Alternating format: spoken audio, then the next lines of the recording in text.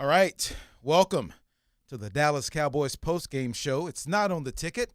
It's on Facebook and Twitch and all the other streaming platforms. It's Donnie Dew. It's Jake Kemp here talking about a 35-29 Cowboys victory in overtime over the New England Patriots. So many things to talk about, Jake. I guess first overall, let's get your overall observations about the entire game before we start getting into specifics. This one was pretty damn wild. Yeah.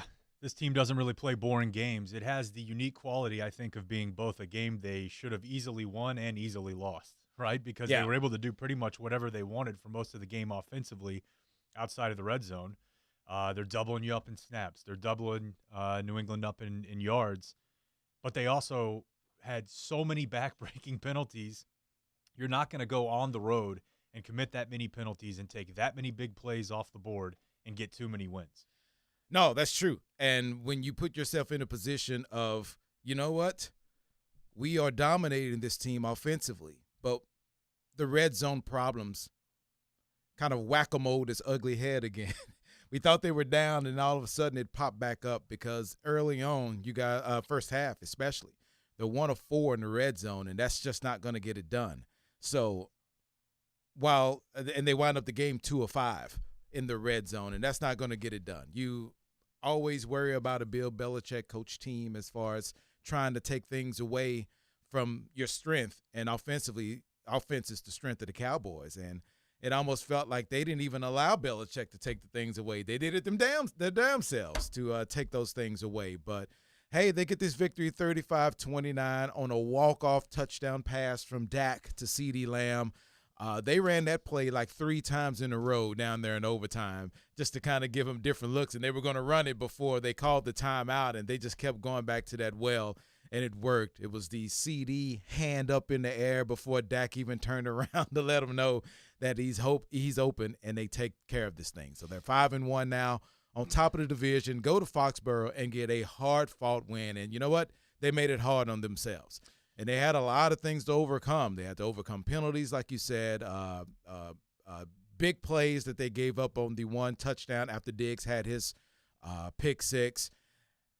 And then they had a few bad calls around there, that especially the third down touchdown from Dak that was not ruled a touchdown. And then fourth down, that was clearly a fumble before he crossed the plane. I thought he crossed the plane at first, but it was just a whole bunch of bad things, man. But they overcome it, and they get the victory. That's all that matters. Yeah, and red zone numbers are a little bit funny if you're just looking at the specific game because the sample's so small, right? So you're looking at it here, and you say they're 2 of 5. Well, if they pick up the correct call, they pick up that touchdown. Now it's 3 out of 5. That looks a little 60% looks better than 40. Cedric Wilson doesn't drop a pretty easy throw and touchdown in the end zone, then you get another touchdown there, and it just doesn't even come to that. But what a wild sequence, man, if we just kind of want to jump around the game if you want to. What a wild sequence with Diggs getting his 7th interception in 6 games. Bounces off the hands of Harry, I do believe that was. And pinball across his chest. He runs it back for the touchdown, and everyone's going crazy. And then it's the next play. They double move Diggs, but KZ with a really, really bad angle on that. And you could even tell that Diggs was a little sore about it because he had his hands up before he turned around and started giving chase because he realized that the safety took a terrible angle on that play. Yeah, I was a little bit surprised that Romo didn't focus on that a little bit more. It's almost like Jim Nantz tried to tee him up for it. Asked him again, right. Who's going to be at fault for this one? He said, it's Diggs. It's all Diggs. Well, if you go back and look at it, KZ almost takes like a circular motion to the ball, and I think you mentioned maybe he was afraid he was going to hit him because he ran behind the receiver. It's almost like if he ran underneath him, he might have had a pick. And it was almost like Diggs was running out of the way so KZ could get into the play. Yeah. And then once he realized and saw that wasn't happening, he turned around and gave chase. But that was wild. But you know what? Give it up for the Cowboys going down and getting the field goal to tie it and send it into overtime. I know it was a couple of early in the game. McCarthy was quite aggressive on 4th down, went for it a couple of times and didn't get it. And on that play on 4th and 1, you saw a lot of people asking why did he leave even 20 seconds on the clock. I thought they banged that time out because for a split second they thought they were going to go for it. Yeah, and you should. Yeah, I mean, you just think about it, talk it over, and see what the best option is for your team. And then during that 30-second timeout, they found out that they wanted to just go ahead and try to kick it. I didn't realize it was 49 yards. I know that made me nervous, and probably a ton of Cowboy fans out there nervous themselves. But he sends it to overtime, and then the defense does their job on the first drive of overtime, and then the Cowboys offense did what they've been doing basically the whole entire game, was move the ball up and down the field, and they hit the home run play to Lamb. Well, a couple key points in that sequence you just described. I mean, when you're in 3rd and 25, you are not thinking field goal right there. You're thinking we're about to pick up 10 to 15 yards, and we've got one play to try to pick this up after that. And, it wasn't a great ball by Dak, but he did complete it. Mm-hmm. Because if you able to look at that play again, if he hit CD in stride, he's probably picking up another 10, 15 yards, and they may have walked it off in regulation. Who knows? But he did, with pressure in his face, get it off, got it there. Greg the Leg ends up making the field goal there because, again, they're in 3rd and 25 because of an unsportsmanlike conduct penalty on Connor Williams on a play where he held. So you're not going to convert many drives where a guy has a holding penalty and an unsportsmanlike conduct penalty on one play, even if you can only take one of them. It just means you're getting ragdolled inside. Yeah. So they're able to pick that up. And then you're right, the defense did step up and do their job in overtime, but also Mac Jones made a great read, got a great ball. That's true. Was it Lewis? Lewis was beat. Yeah, it was Aguilar that dropped it. And he was across the middle. He probably wouldn't have scored there. He had Kazee. I think the safety was the only one to beat. I do feel Lewis may have made up some ground a little bit and maybe tackled him, but still, that play was there. Yeah, that play was there for them to at least try to get in the field goal range and put a little more pressure on the Cowboys in overtime to try to keep them out of the end zone at that point. But, yeah, that was just a clear-out drop that was going to gain a ton of yards. And then even on first down, after they do pick it up on the next play with great catch from Myers, they did pick up 5 yards on first down, so you're thinking, they just can't stop the run. They were not able to stop the run for significant portions of this game, especially in the second half. You're starting to get worn down. And then on 3rd and 3, Anthony Brown got away with a little face mask grab there. And I thought initially he may have just hit him in the face and they were going to call hands to the face or defensive holding. It looked like a face mask. He turned his head. Now, he didn't totally grab it, but he turned his head, and we've seen face mask penalties called for less than that. But I don't want to discount the second down play in that drive in overtime because Carlos Watkins just held on to the foot of Harris and didn't let him go. It was like, all right, you know what? I'm holding on for dear life to cause that 3rd and 3, and then the pass to Aguilar just wasn't a good throw. But Anthony Brown was right there, and, they got away with that one. But and we saw Harris carrying guys all night. Right. So you have to just hold on. And it's a little different for a lineman down low than it is for Diggs, maybe whenever he's getting, ran into. But then, they called it out on the telecast. They were in a heavy formation before New England called timeout. They came back in the same formation and ran a similar concept and ran it to Schultz. And then, again, a similar thing with CD. And why I think that's interesting is when they were actually running, when they were in pass looks, New England was just keeping everything right there in front of them, and they were having to dink and dunk a little bit, and even some of those throws were off. Credit to them for realizing the only way we're going to get deep on this team is if we go heavy, because they have no choice but to show us, a heavy box look. Right. That's the only chance we're going to have to make big plays in the pass game is with one or two guys in the route, basically, rather than a 4 or 5 guy right, like this team is usually used to doing. And they've been handling the running game pretty well throughout the entire game from the Patriots defense had, and we were wondering when was going to be the game to where Dak was going to drop back a ton of times and win a game with his arm, and this was the game. He was 36 of 51 for 445 yards. When they said he was at 374, I didn't realize he was that. AP1's its computer. Sorry. I didn't realize he was there. Many yards. Either. It didn't feel like he had thrown for 374. It felt like he was a little bit off, especially on some of his deeper balls tonight. Trying to get the ball down the field. We always talk about how accurate he is, but I don't know. Something felt a little off towards the back end of the third quarter, fourth quarter. It just couldn't find his range, I thought. And even a couple of passes that were caught, I thought the one that Cedric Wilson caught to get that first down was high, and Cedric Wilson made a really good catch. Failing and your even the one, the quarterback out for CD, where they almost got the fourth down. I'm sorry, almost got the third down in the fourth quarter, was a little bit behind them also. So, hey, you know what? Sometimes the quarterback will put the ball right there, and then sometimes the receivers are going to have to bail them out, and that's exactly what they did with Dak a few times today. But man, that dude, 445 yards and 3 touchdowns and 1 interception. That's a heck of a day for Dak. Another guy. So defensively, there were maybe only 4 or 5 plays as opposed to maybe the 8 last week, but Gregory had a stretch there on back-to-back drives where he was just unblockable. He destroyed the right tackle on that play. Actually, let's go back to before the fumble. He got held big time. Mm-hmm. So that was his holding call that sets up 2nd and 17. Destroyed the right tackle on the next play. Might have been Wynn. And also planted Mac Jones, and Golston's there for the recovery. And Dallas ended up getting a field goal, on the ensuing drive. And there was another.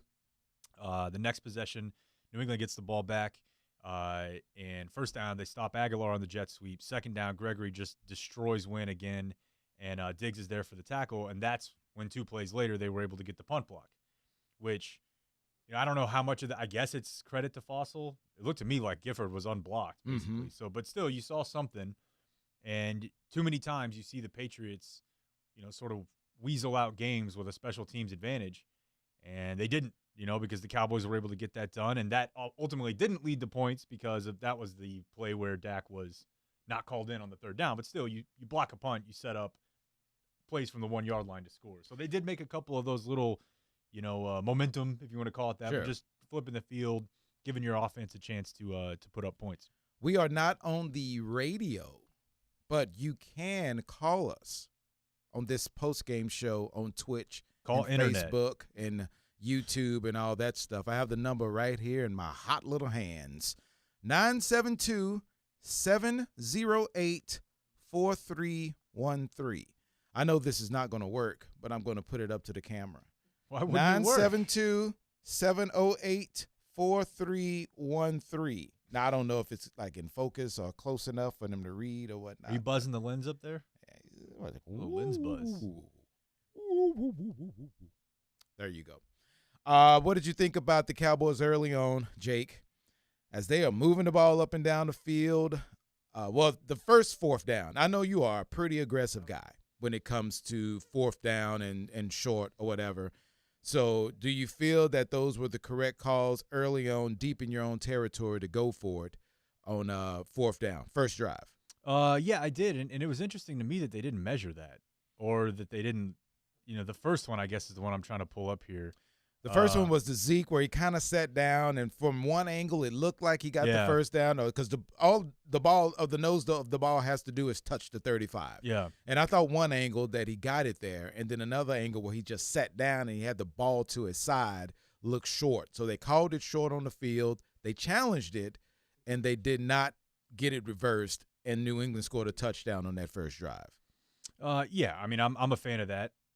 Especially, well, really at any point in the game, honestly, because I feel like your offense is dominant. You brought the machine guns here, so let's use them when it's time. And it's early enough now. Credit to Mac Jones and the Patriots offense for scoring 3 plays later on a direct snap to Harris.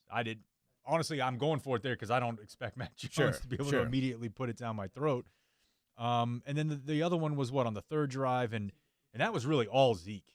That was the one on 4th and 1 where he just reversed field and, similar to, in the Tampa Bay game when we're all knocking him for, how did you not get there? Right. Well, he had 2 guys to beat on this one. Now, they weren't DBs like it was in Tampa Bay, but still, there wasn't a whole lot there for Zeke.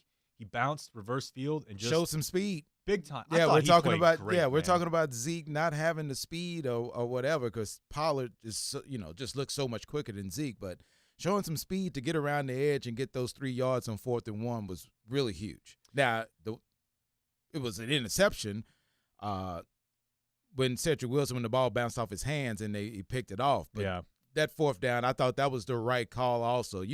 I think we're so used to having a conservative coach around here that when you have one that's just the flip opposite of that and totally aggressive, then it kind of like freaks you out a little bit, Like, whoa, okay. I see what he's doing right now. Yeah, but I will tell you this, there some sites that track fourth down aggressiveness, and basically what they're doing is they're filtering out fourth downs when it's obvious you have to go for it. Mm-hmm. And heading into this weekend's games, Dallas was fourth as like the fourth most aggressive team. And I think the only teams ahead of them were, I know the Chargers were, the Browns were, teams that we typically think of as, hey, these are new age type thinking teams when it comes to fourth downs and analytics. So I think both those were the right call. And I also think kicking at the end of the game was the right call. It makes me real nervous to have to ride with Greg the leg, but I'm not, you're on the road. I'm trying to get to overtime because I think I'm a better team. Sure. Third down, yeah, you go for it. Let's rock and roll. Come on now, try to score and get this thing over with or get it closer.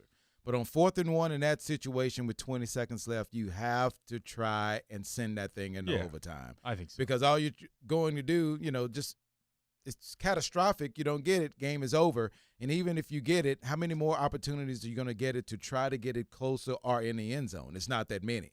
So you have to ride with the guy that you think can put it through, and he put it through after a terrible, terrible kick to try to extend the lead. Can we go back to Zeke for a second? Sure. I'm sorry. Yes, sir. I just thought there were a number of plays. Like his total doesn't look that great, 17 for 69, although he was at one point, I felt like he was their leading receiver, and he ended up with 7 catches on 9 targets for 70 yards. So, again, not huge numbers necessarily, but I thought he looked great. I thought, there were a couple of very patient runs. The one I mentioned that he bounced outside, some bursts, a couple spin moves in there, a couple guys run over. I thought, and really have thought for most of this year, that he looks awesome. And it's great that it's happening in the same year that generally Pollard looks pretty good. Mm-hmm. Pollard ended up with what? 10 for 41, 10 so carries. both guys averaging over 4 yards a carry. They did have a couple plays early in the game where they went to a formation I know you love, where they were both out there. Had a play where they faked it to Zeke and threw the screen to Pollard. So they're mixing and matching a little bit, In a couple prior weeks, we've seen way more McGovern in the backfield. Mm-hmm. Today, we only saw that maybe once or twice.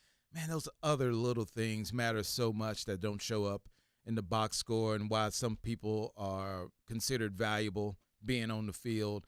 And I think about Amari Cooper because his stat line will make you go, you're paying that dude $20 million for 5 catches for 55 yards. But the threat of him being out there is one thing, and he is so good at the smaller things that helps out everyone around as far as clearing out, blocking downfield, just everything. That I really love that guy.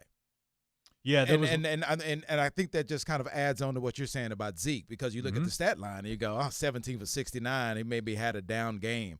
But just him being available and getting himself open when Dak is in trouble and scrambling around trying to find an outlet to throw and blocking and all that stuff, yeah, those guys have been playing really, really well. And, it's also a credit to the personnel department that, everybody in the world knew CeeDee Lamb was going to be a great player coming out of college. Maybe you don't know how good, but Amari Cooper is a first-round pick, and he's a $20 million a year player, Zeke, et cetera. But, game in, game out, they do get big plays from whether it's Noah Brown or Cedric Wilson. Cedric Wilson, you mentioned it. I mean, he was hurt in the game, came back in the game, and ended up making a huge play on that high throw. That's a great catch. So those are guys that, that's big fines for the personnel department there. And what guys. What down was that? Was that 4th down? And Wilson made that catch? I want to say. I will 3rd and 11. Also, okay. No. Hold, please. I am holding on also. Yes, 4th and 5. 4th down. On the 10th a drive. 4th down play. Yeah. And that ball looks like it's going to sail over his head, and he leaps up and makes a great catch to keep the drive going. That was clutch, man. Now, a really weird moment after that, not so much on Wilson, but 2 plays later on that drive regarding the receivers. And I get it. You're running a lot. There's no time to come off the field. The Cowboys are trying to go hurry up. But on 2nd and 10, Lamb, Cooper, and Schultz are all out of the game. And you know what? I would almost even think about burning a timeout at that moment. And I know it's valuable and time is ticking down, but it felt like that they were playing for a field goal at the end. Yeah. That's what it felt like. And if you're doing that, then I would give everybody a breather, chill out, so you can get those guys back in the game, because I know they're on the roster for a reason, But Noah Brown and Malik Turner, all right, you know what? I don't want to ride with those guys when it's crunch time. Yeah, it's an if I told you that we're taking deep shots to Malik Turner with less than a minute left in the game, driving for a field goal. I mean, he would have been like, "What?" Yeah, I don't want to do that. Yeah. No, get me out of here. But man, that was pretty exciting, and it felt like the Cowboys had to overcome a lot themselves. Sometimes getting the short end of the stick when it comes to the calls in the game, but they do it, and they go to a tough place to play, and they get a victory 35-29 over New England. That was scary and impressive all at the same time. And we're 20 minutes in, right? Close to 20 minutes in. How we haven't even called out the fact that the defense again has a multiple takeaway day. I know, right? Whereas last year it would have been the first thing we mentioned. Sure. And it's just I don't know if they can keep doing it, but they clearly have a guy in Diggs who can go get the ball, and they have a guy in Gregory who gets to the quarterback. And you know what? That's how you cause turnovers. And this is the type of game where you almost don't know how to judge and grade the defense. Yeah. Because a running game that's not really good for New England started gashing them a little bit in this game. But they do get the takeaways. And the takeaways may be masking some of the inefficiencies of this defense at times, but you can't take that away. Yeah. I mean, that's a part of the whole game. And if they're taking the ball away, that's a part of what makes this defense good. And what we dreamed about the last few years, like, just take the ball away. What are you doing? They couldn't take the ball away. Now they're doing it at an alarming rate. So that has to say something about this defense. Although they played well in the middle quarters, not allowing the Patriots to do really anything because they're doubling them up in yards and plays and all that stuff. Man, a couple of times when New England just marched down the field to get that one touchdown and then the big play to take the lead toward the end, you're kind of shaking your head at the defense going, oh, my goodness, they're just allowing a ton of yards. And that's kind of been the MO of this defense the entire year, of giving up a lot of yards but not breaking and losing the game because of those takeaways and the dramatic turnaround that you get with those takeaways. Because you know what? They get a pick six, which is incredible, and then on the one fumble, they got a field goal. So they got 10 points from their takeaways, and you win the game by 6. So obviously that's saying something. Yeah, and I think the point really is that most teams do not have the patience to just run on Dallas, especially late, because you're thinking, boy, this Cowboys offense can score anytime, anywhere, right? Mm-hmm. So most teams start to panic a little bit. The Patriots didn't, and they just kept running the ball late. And, I mean, you don't have any great options whenever you have an elite offense over there and an average defense. But if I were coaching against Dallas, that's what I would do. Just run it. I would just keep hammering it away. Take your shots when you can. If you can try to get Diggs ISO'd in any sort of double move type situation. But to me, unless you have an elite quarterback and an elite type offense, through the air, which New England doesn't, most teams, I would say half the league doesn't, I would just run it. Mm-hmm. And I would just keep going because Dallas is light up front. And that's the good and the bad of Diggs that you said while we were watching the game. The guy is a vacuum. He's a turnover machine, 7 picks in 6 games with 2 pick sixes. But I think we all know, and we've all known that he's susceptible to the double move, and it happened on that one play. But it's not all on him.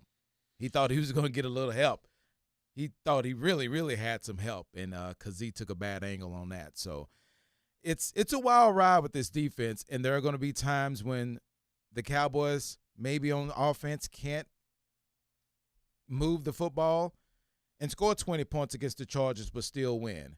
But then they give up 29 to New England, which feels like way more than 29 because New England doesn't have a really good defense. This is the most points they've scored in the game this year. They scored 25 twice, and I didn't think they'd get to 24. I was like, if the Cowboys can get more than 24 points, and they're going to win this game because offensively New England just can't get it done. And they put 29 points on the board, but it's the Cowboys that outscore them and get 35 and get the win. Yeah, and the other thing, too, is just Dallas is obviously a much more talented team than New England is at this point. And they're on the road. There were a couple of freak-type plays, the touchdown taken off the board on the Dak third down play. He was a little bit off. But if they don't just go crazy with penalties, this isn't probably even a game. And it started early. It They had a did start double team early. block on the first play of the game. Right. Then Tyron had a penalty 3 plays later, and we'll get to Tyron in a second. There was the Diggs unnecessary roughness play on 3rd down. The next play led to a touchdown. There was a Connor Williams hold 3 plays later. There was a Tyron Smith illegal use of the hands 5 plays later, and that ultimately ended up, I think that drive was the one that ended up with the interception, Cedric Wilson. So I'm going to go back and do this before the show tomorrow, but they had to have lost 100 yards of offense to penalties. I would think so. Offense, Right. Which is insane. 12 penalties for 115 yards for the Cowboys. Today, New England had 5 penalties for 47. So, I don't know, you asked the question during watching the game, asking were the Cowboys like the 6th most penalized team. I felt like they kept saying that. Yeah, it felt like it, and I think coming into the game, they were pretty much middle of the pack. Yeah. But now the stats are updated. They're 2nd behind Philadelphia. Philadelphia's been penalized 53 times, and now the Cowboys have been penalized 48 times, one more than Tampa Bay. Just poorly coached teams like Tampa Bay, you know? Right. And I hate to, it's not to single the guy out, because I do think he's probably been a little bit more maligned than he should have been. But when it comes to Connor Williams, I mean, if they're calling your name over and over for penalties, it's tough to defend you. Even if you are maybe blocking and protecting a little bit better than people are giving you credit for, you can't be the guy who draws penalties and then also get a dead ball personal foul for unnecessary roughness after the play. Like, that's just insult to injury. Speaking of injury, I think we're all kind of holding our breath and will be for the next 3 months regarding Tyron, because coming into the game, it was the neck. What I heard was that they had already scheduled an MRI for the bye week, and since it was tightening up a little bit on him, they went ahead and just did it early. He's good to go, but then he gets rolled up on. I can't remember what play that was, but got rolled up on. Is that the one where Pollard tripped over him? I think so. So Pollard, but he came back. Bad to worse. So huge. That's he left huge. The field though, so when you see him leaving the field, you're like, oh man. And you know where I got that update from? The Killer. Because he's covering the game for the station, and the Killer tweeted out, Tyron's running back on the field with like 4 exclamation points. So Killer broke the news to me that Tyron Smith was coming back into the game. How about that? So I was very worried. Ty Nsekhe came in and replaced Tyron Smith, but when he comes back, you kind of breathe a sigh of relief, because if he was really, really bad off, then you know he wouldn't have come back in. So you do have the extra week now, the bye week, to heal up and get back. And the only thought I had coming into my mind that, okay, if he's going to miss some time, at least you have La'el Collins coming back from his suspension the next game they play against the Vikings. No, they don't play the Vikings next, do they? Yeah, they do. Yeah, but the Vikings, yes. And then maybe you can mix and match there, maybe keeping Steele in and La'el Collins. You don't know what side you're putting on, but it looks like if Tyron's coming back, then I felt like it should be okay. Yeah, I know in years past, La'el has not been quiet about wanting to play the right side. He's been pretty vocal about that. Right. Guess what? I don't want to hear it right now. No. You have lost all ability to complain about where they want to put you on the field. If you want to, have a job next year, if Tyron has to go out and they're comfortable with Terrence Steele, if they want him to play fullback, right, he should play fullback. Yeah. I don't know where New England falls on your ranking games as far as difficulty, but they're better, I think, than their record indicates. They're about an average team, I think, maybe a little below average, and you're going to their place. So just when you look at the Cowboys' schedule, that's got to be in the upper third. Yeah, that's how easy their schedule is. I think it was very underestimated and still underestimated, even though they're 0-4 at home, going into Foxborough to get a win. That's tough. Like Tampa Bay and their explosive offense was held down to, didn't they score, 20 points to win that game? 19 or something like that? Yeah, right? 19 points. And then they should have won the first game of the year against Miami, a fumble. They're going into take the dang lead or get closer for a really chip shot field goal, and they lose that game. So, yeah, I don't think they're as bad as their record shows. And that's just not an easy place to play going against that well-coached of a team. It's just not. So the Cowboys, I think, made this game closer because of mistakes that they brought on themselves. with the turnovers and the red zone inefficiency and the penalties and all that. So you overall look at this game and you thought this game should have been over in the third quarter. They should have put this game away and scored 2 or 3 touchdowns, and they're just, keeping everything in front of them. And maybe New England gains a lot of yards because they're just keeping everything in front of them. But if they play a crisp game, yes, they are better than that team, and they should have blown them out even on the road. But that's the NFL, and we talk about this all the time. Every game, even if you're better than that team, it isn't going to be easy. And they have to fight and claw, man, to get this damn thing going. Yeah, I mean, look, last year the Bucs were 7-5. Right. Before they went, berserk. So the Cowboys, I'm not saying that, they would be a flip side of that because obviously right now they're 5-1. But my point is just when you have successful seasons, however you want to judge that, you're in a conference championship game. Any team that you think is elite, if you were to go back and look at just the examination of their season, there's probably 3 or 4 games that they won that you're like, I don't know. You know what I mean? Sure. You don't do it unless you buy the Sports Illustrated DVD. I don't even know if they still make those, but yeah, I don't think so. So you know what I mean, though. Like if you see a team end up like, let's say in the new schedule, they end up like 12-5 or 13-4, and they make a deep playoff run. You just look at the win number and you're like, that's gaudy. But you don't go back and look at, there are 4 or 5 games in there that they easily could have lost.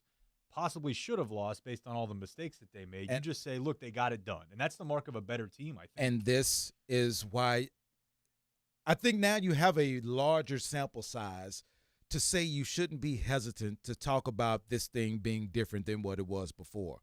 Because a game like this, 2, 3, 4, hell, last year, they would have lost this game by 2 touchdowns. Yeah. Outgaining the opponent, clearly better than them, but penalties and turnovers and all that would have been their doom. And instead of that happening, those guys realized that they have an offense that can cook if they don't get in their own way. And no matter how much time is left, they will have a chance. And you said this at the very beginning of the season, dude, and I credit this at you for saying this every single time we mention it on the show. And I will credit you until this season is over, that there will not be a lot of games where they're not in it. Yeah. Because of what they're throwing out there on offense and how much better at taking the ball away this defense has become, that they will always be in games. And it's up to them now. They're starting to figure out that they can win those games that they have normally lost in the past under the old administration. Now they're figuring out ways to win those games. So it's 6 games in, so it feels like a brand new day. Well, it's 6 games in, and also if you just want to look at their next 3 before, I don't care what the Chiefs' record is, that's going to be a huge game. Absolutely. If they're not 7-2 headed to Arrowhead Week 11, something's gone wrong because you got at Minnesota, home Denver, home Atlanta. You got to get 2 of those. Yes. 7-2 going to Arrowhead with your season half over. You have to be feeling really good about things that's going on, right? You have to. All right, let's take some calls, why don't we? Let's go to Dylan in Roanoke. Dylan, let's see if this works. And you are on the Cowboys Postgame Show with Jake and Donovan on multiple streaming platforms. Apparently Netflix, too, based on the sound. I know. Hello, Dylan. You guys, you can't complain about a win. It was a rough one. But, the first thing I need to say is that I'm probably with most Cowboys fans when I say that Mike McCarthy is in contention for the worst head coach with a 5-1 record in the NFL. Why do you say that? Dude, just like there's a few boneheaded so there's a 4th down. It was like a 4th down and 1 with like 21 seconds left. I don't think that he should have called the timeout right there. Tony was pointing it out. I don't think he should have called the timeout right there. I think maybe he should have held on to it or even called it way earlier. I just don't think he should have called it right there. I don't know, dude. I don't like that guy. I think he lost his. I think he lost his job in Green Bay for a reason. I wanted to know what you guys thought about the refs tonight. I think Robert Kraft probably pulled out his checkbook because I'm not one to usually complain about the refs, but this was a railroad tonight, and I'm happy we got the win out of it. But I think it was a railroad. All right. I'll hang up and listen. Thanks, Dylan. Let's go in reverse. First of all, I have a post-game bingo, which is we all do it. I'm complaining about I'm not a guy who usually complains about the refs. Right? Right. I mean, listen, But let me spend 4 minutes on complaining about the refs. Yeah, no, that's great. That sounds like something I hear at home. She doesn't have a streaming platform, so I can say that. Yeah. The touchdown being called off. I mean, it is a tough call because I was halfway thinking if I'm Dak, as everything all heck is breaking loose on top of me, I'm inching forward a little bit on the bottom of the pile. So it's tough, but I think that one was pretty obviously a touchdown. But outside of that, man, I mean, Anthony Brown absolutely got away with a play that could have been called for 5 or 15, and that would have been a first down.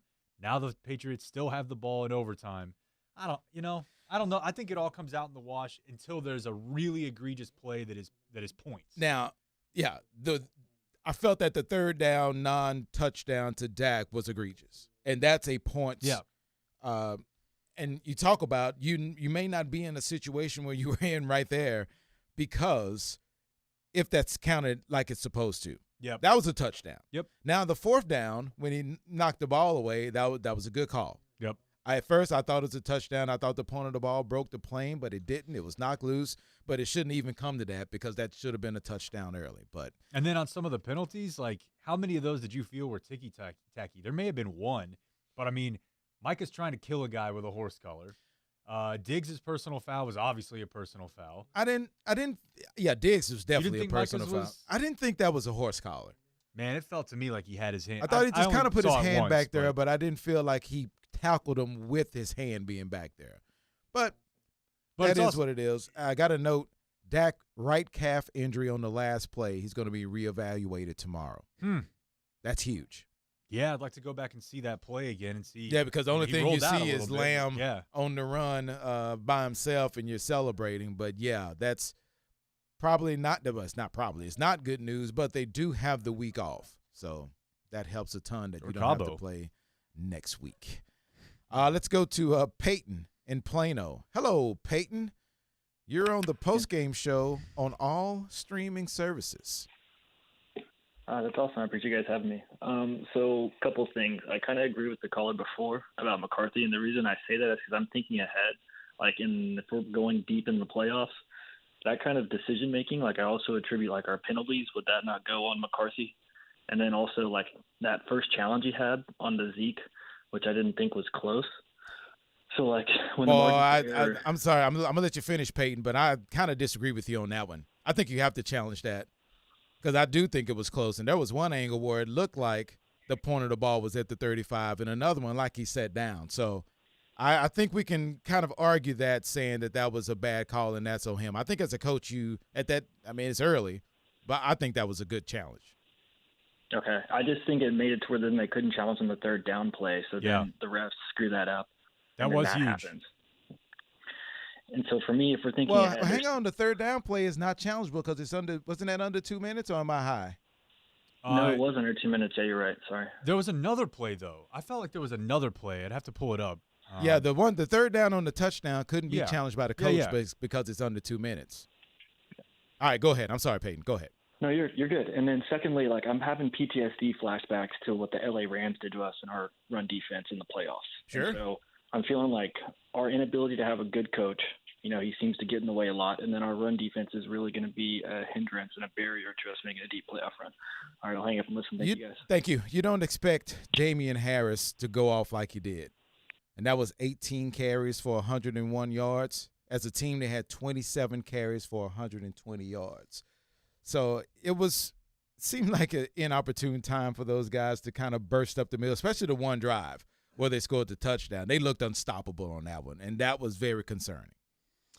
Yeah, I mean, again, if I were the opposition, that's what I would do. Unless I am a team that just unless you're the Browns or a team like that. I mean, you have a really experienced quarterback. You don't even have to ask the question. Right. But if I'm one of these teams that's just middle of the road through the air, I'm running the ball because it obviously doesn't even really matter who the back is, and kind of doesn't matter who the offensive line is because the Patriots are banged up front. That said, at some point, the idea that I have in my mind, known as Neville Gallimore, is going to be here, and that gives him a chance to have a little more beef inside. I've given up on Tristan Hill. If that happens, it'll be a bonus. But you will get DeMarcus Lawrence back at some point, who's really good in the run. He's very good in the run. Right, game. Absolutely. So they're not good. I mean, there's no two ways about it. It's just a matter of how much pressure their offense can put on teams so the teams get away from it. That's really their best run defense, is the fact that their offense can score points. Yeah, and I think they've been able to kind of mask that a little bit early in the season because the teams have been down so much, they just haven't been running the football. Yep. Or the pass rush has been really good to where it kind of masked that a little bit. So you didn't see, although Gregory got 2 sacks, you didn't see a ton of pressure on Mac Jones today. So I'm curious to see the pressures and the hurries numbers when it comes to the Dallas defense. He only dropped back to pass today 23 times. That's part of it too, right? Yeah. But, Micah was essentially non-existent. Yeah, and you look at the stat sheet, and he has 5 tackles. And I don't remember any one of them. I remember one because one was a penalty on that one, yeah. But in general, no, there was not a ton of pressure. There wasn't a ton of opportunities for pressure because New England opted to say, we're going to try to punch you in the mouth. Right. And credit to Dallas for withstanding that. Hakeem in Frisco, talk to us. You're on the Cowboys Postgame Show on Twitch, YouTube, and Facebook. Hello, Facebook. What up, Facebook? You're in the building. Hey, gentlemen, calling you all for the show was like calling a third world country. It just had that ringing like I was calling Dominican Republic. Okay. It's crazy. Maybe that's where we are. Hey, I won't tell Twiggy. I promise you. All right, there you go. Gentlemen, we're going to celebrate this victory with that Uncle Nearest 1856 because this is a good-ass win right there. Dak, top 5 quarterback. I think sometimes we get a little spoiled with the fact that we got a great-ass quarterback.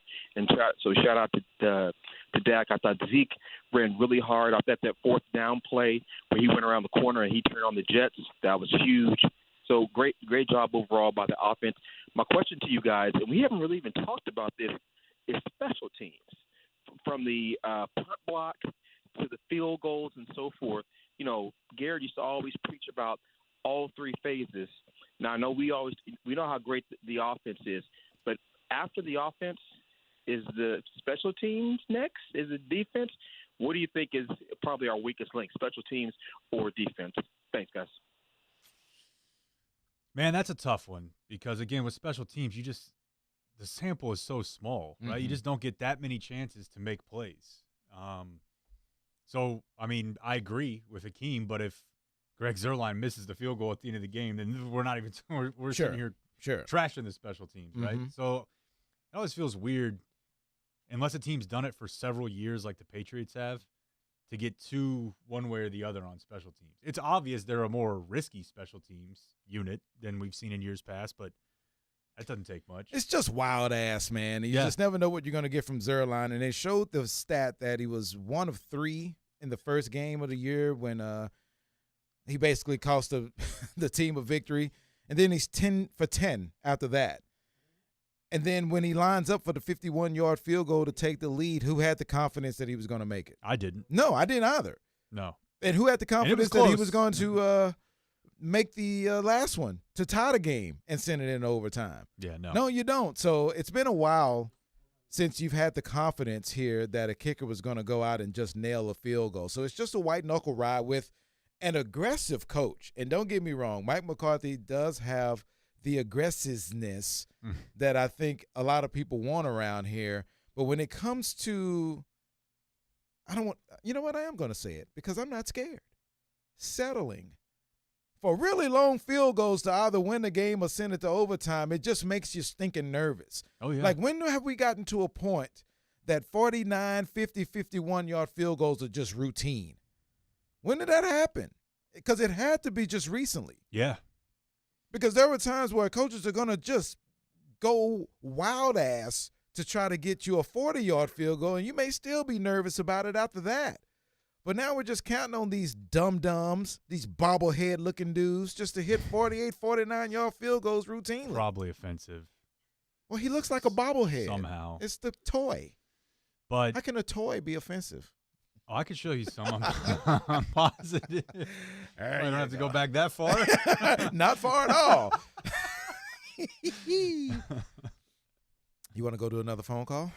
I'll just finish follow up on your point real quick. I think kickers have gotten much better just as everyone else has. Sure they have. The problem is even the really good ones, you know, you might miss from 50, 25% of the time, 30% of the time, and those are the ones you remember, right? Yeah, that's true. So that's part of. I mean, but I do think kickers have gotten much better, and if Greg the Leg's strength has been in the 50 range. It's shorter field goals, if anything, I think, that has given him a little bit of a problem. Well, then maybe they should have taken a knee. So Right. it wouldn't have been Yeah. 49 yards. It would have been 51 yards. So There he you would go. have made it. And we wouldn't have had all this drama. But you could just move the holder back like 20 yards. Yeah, and yeah, do move deep him a snap. couple. Yeah, if you move him one more yard back, it would have been 50. He would have made it. Yeah. Casey in Midlothian. You're on the Cowboys postgame show with Jake and Donovan. Hey, Jake, Donovan. How are y'all? What's hey, up, Casey.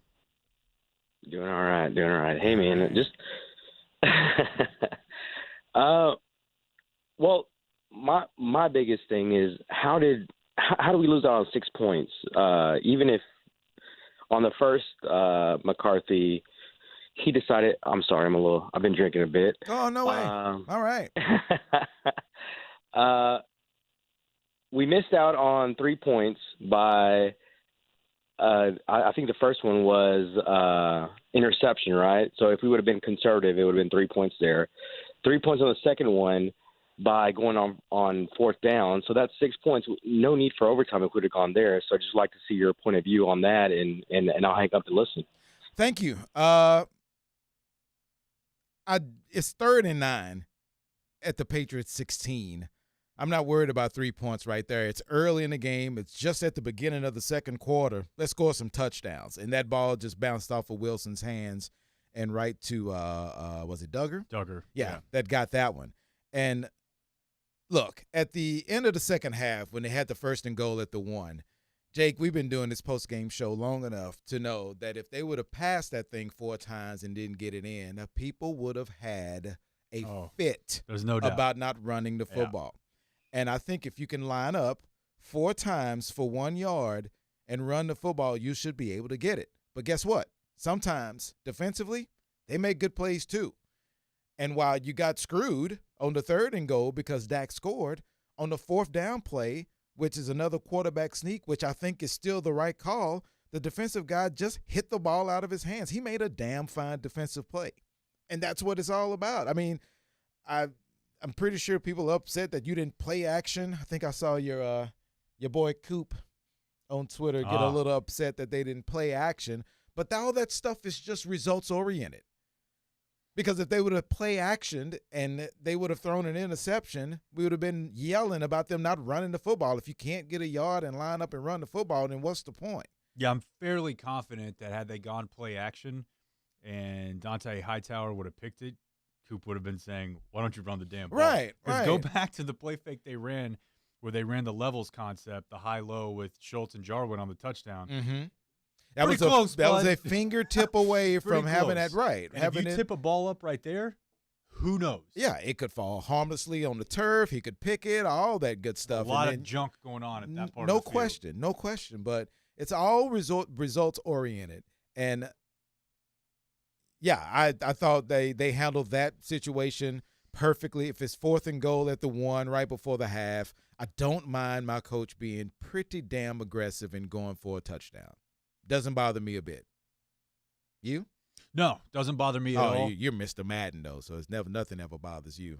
Well, I'm kidding. I don't want you to hit me. I'm not going to hit you. We're sitting too close. Not on camera because I don't want what would happen afterward to be on camera. Video. No, I don't think I would ever see the end of that. But you do see it now. It's interesting, and it's not like I'm, taking a victory lap or anything. Sure. But it is obvious the league is different now. And you used to just get patted on your head, and it was kind of a nerd Madden thing. But to me, it was never really about the analytic. Well, it kind of is, but it's not a nerd thing. It's saying, I literally think I can beat your ass as an offensive team. Like, we think we can do it. We're good. So why not? Yeah. Like, let's show it. Let's whip them out here a little bit. To me, that's what it was always about and going for it on 4th down. And we see teams doing it now. I saw it every Sunday. You see teams, obviously the Chargers are leading the, quote, charge, but I think it's fun. I think it's fun that more teams go for it. I'm not a huge fan of the dive over the line of scrimmage play. I don't know why. It's less about fumble and more about injury. It just looks really dangerous to me to be. And your quarterback fully is in extended. a lot of scrum down there. The Right. guy that's that you can't afford to have injured. By the way, let's repeat that news that Dak hurt his calf. I think it's right here. Oh, nope. It's right here. Yep. Grub. Right calf you. injury on his Is that last paper? play. Yeah, he will be reevaluated tomorrow. It's like a game show or something like that. Nick, Dallas. Come on down. You're on the postgame show with Jake and Donovan. Hey, guys. Thanks for having me Whoa, on. look at that deep voice. Is it good enough for radio? Heck yeah, man. I just wanted to bring up that I think Mike McCarthy is doing a great job from what he's talked about in his presser about maintaining the ebbs and flows of the game. I thought there were multiple chances where the momentum was swinging the Patriots' way, yet we were able to maintain our game plan and cultivate a win. That was, previous year Cowboy teams probably would have let that go. And my second point is just on the roster construction of that Will McClay and Stephen Jones have put together, and how this team seems like it's built for this era. And I feel like they don't get enough credit. So what are y'all's thoughts? I think those are both great points, and it's begrudgingly for a lot of people with McCarthy, but you can't just keep playing this shell game where you wanted Garrett gone. Like, I understand Kellen Moore is awesome, and I do think he will and should be a head coach very soon. I think Dan Quinn, they've pointed it out on multiple broadcasts. Rather than just be, static and stuck in his ways of I'm just going to run the Seattle cover 3 over and over, he's adapted a little bit. But you can't take away from McCarthy that his team is kicking people's asses. And last year was a weird year. COVID, quarterback injury. But he deserves a lot of credit for where this team is right now. They do look different. They look like they have a different disposition about them. And just overall, the more tangible thing, they're more talented. So Stephen Jones and Will McClay definitely deserve credit for it. And as far as built for this era, that baiting teams to run the ball is built for this era. Now, sometimes you're going to get crushed. You're going to give up 180 yards, and you're not going to be able to keep up if a couple of those end up, going to the house. But I think building through secondary and pass rushers makes more sense than trying to build a complete sellout to stop the run defense. And this is all without Kelvin Joseph, who knows if he's going to be anything or not. But he was a second-round pick who had some pretty good tape at Kentucky. And if he turns into a player, well, now you got a solid 1, you got a solid 2, you got 2 pass rushers. By the way, I mean, if Gregory's going to be here, because I think you and I have been talking about this, Gregory and Schultz are both about to get paid. A solid 1 sounds like it hurts. Yeah, you don't want that. I like to thank Raphael and not thank Joe, because I held up this little ass piece of paper so people can see the phone number, and it's just splattered all over the screen that they're watching on us right now. Yeah, I knew they were going to try to do that. The number is just huge. But I didn't know. So why would he let me hold up this little bit-ass piece of paper to try to show the number? He's mad at you. I know. And don't turn his mic on. You're It's not so allowed. you know the number, and you can say, hey, He didn't we'll ask take you to. calls. But I don't even have to say it. It's You right jackass. there. Also, thank you to Jeez. Desperados. Thank you, Raphael. Shush. Desperados brought some great food. And Let me see. Let me think about the phone number. You have a few minutes left here. Don't lose the plot on me. Okay, I won't. I'm sorry. Yes, Desperados. Thank you so much. They always do a really good job of feeding the pre- and post-game show. Thank you. 2 locations. So if you have any catering needs or you just want to go have a fabulous dinner, please, by all means, go to Desperados. You want to take one more call before we get out of here? Real quick. Okay. Because we were talking about this during the game, and it was on the point I was making about Schultz and Gregory. Sure. Yes. It's way, way, way ahead of the game here. But I do get ahead of myself and think, like, man, this team is good. They could be good for a while. If you have Dak and you have solid roster around him, I think you're always going to be in the mix. And right now, the guys that are making a lot of plays are pretty young. Diggs, Parsons, CD, offensive line still relative, not young, but Martin seems like he's got a career ahead of him there. Yeah. So there's some pieces in play here between Gallup being free, Cooper's money being huge but easy to just walk out of right now for I think nothing or I think it's next to $6 nothing. million after this year for dead cap. Huh. Okay. I'm so almost positive. Yeah, it could be 3 and 3 if they really wanted to. Yeah. Gallup free, Schultz free, Gregory free. And when you just think about like what it would take to like who would you prefer type thing? Like would you rather move on from Cooper and keep Gallup and Schultz? Would you rather move on from Cooper and keep Gregory and Schultz? And now you're drafting. It's just going to be really interesting. This happens anytime a team is good and young. We saw it in the 90s with the Cowboys. You're going to lose guys because they're going to get paid by their team. Right. Right now, you can make a case that Randy Gregory's been one of the best pass rushers in the league this year. And I know you saw this article that came out from the Boston area about the overrated Cowboy defense and how the New England Patriot offense should be able to do whatever they want because the turnovers are masking a really, really bad defense. And although it looked like the run defense had a ton of holes in it, it felt like it was only in just specific drives that they did. And then there was a point in this game where Dallas's defense held New England in check big time. So, again, we talk about this a lot. There are times where it's really difficult to judge this defense on overall how they looked and performed because you kind of look at the Patriots offense as not being able to score a ton of points. Yep. But they did put 29. And we say, oh, man, that run defense was just terrible. They gashed them. That was 120 yards as a team for the entire game. Yeah, it was just that it happened. There were 2 drives in the fourth quarter. Right. Or when it got down to it. Yeah, the 13 for 70 was like, that's not a good defense doesn't get that done to them by that offense. Right. And then there are a couple of instances where if things would have gone like they should have, then maybe the Cowboys lose this game. Like the drop in overtime. Yeah. Where he was right there. And then the non-call on Anthony Brown on the sideline on the third down that made New England punt the ball to the Cowboys in overtime, and they drive and they win the game. So you have situations and circumstances like that are kind of help out your defense a little bit. Yeah, it absolutely does. But then you realize that, all right, they have a ton of work to do, and your thing about them really needing to be average for this team to be good is kind of showing its head here this entire year because they're way above average in taking the ball away. That's been great, and that's what's been holding this team together. But just the other situations in the game where you do just enough to make sure that your offense has enough juice to get down there and score and kind of bail you out. Yep. All right, Hilton, Dallas, talk to us on the postgame show on Stream. Hey guys, appreciate it. What's up, man? Long time listener, second time caller.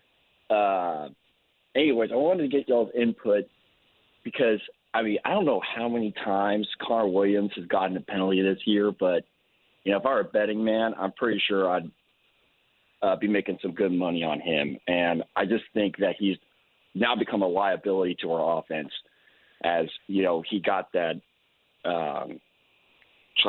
15-yard penalty for unsportsmanlike conduct on top of a holding call. And, long story short, I was just thinking that maybe once we get Collins back, why don't we just move Steele to a guard and figure out where to put Martin around there?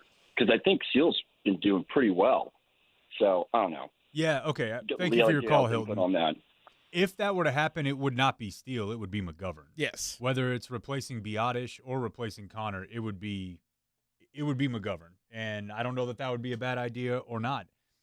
For the most part, up until, 3 holding penalties in one game with a nice floater shot of an unnecessary roughness, I've actually thought Connor's been a little bit better than people think and that Biotish was part of the problem. But Biotish was also running up against the murderer's row of one techs and getting forklifted, but that happens to everybody. And I think that has maybe a little bit to do with Connor Williams also because you have the middle that's so clogged up.